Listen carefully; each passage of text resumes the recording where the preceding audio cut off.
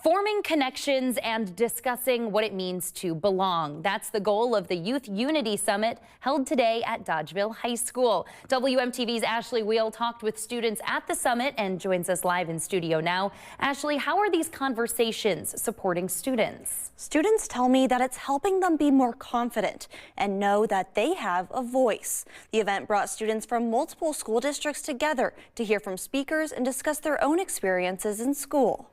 I struggled with fitting in and belonging, and I feel like talking with other students about that helped me feel more belonged. Giving students a space to find their voice. The younger generation is gonna be older, so you need to start now more than ever. On Wednesday, Platteville students like Reese Coder helped lead conversations with other students, focusing on what it means to belong. I feel like everyone growing up struggles with belonging, no matter what race you are, gender, sexuality. I feel like talking about how you can make others feel belong can also help with yourself. Everybody matters at school, and that's what we're here to do. Giving them a unique chance to have difficult conversations with students from other districts. Getting to hear other backgrounds from people and seeing their new ideas really puts a new idea in our brains too. Students at Dodgeville High School say the yearly conversations help them feel heard and comfortable.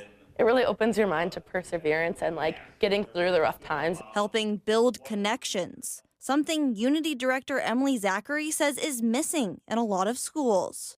I think for as much as students in today's day and age are connected with social media, they are the loneliest I have ever seen them. There is no real connection happening. She says students see the need. Students crave this. They want to be together. They want to be with students from other schools who are like-minded. But everyone's interacting with each other. We're all laughing, smiling. We're answering the questions very seriously. We're reflecting off the questions too. Encouraging them to use their voice and stand up for others. I feel like right now it's important, and now more than ever, having a club like this where students have a voice.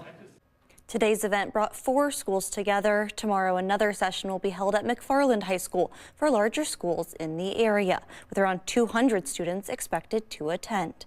Live in studio, Ashley Wheel, WMTV 15 News.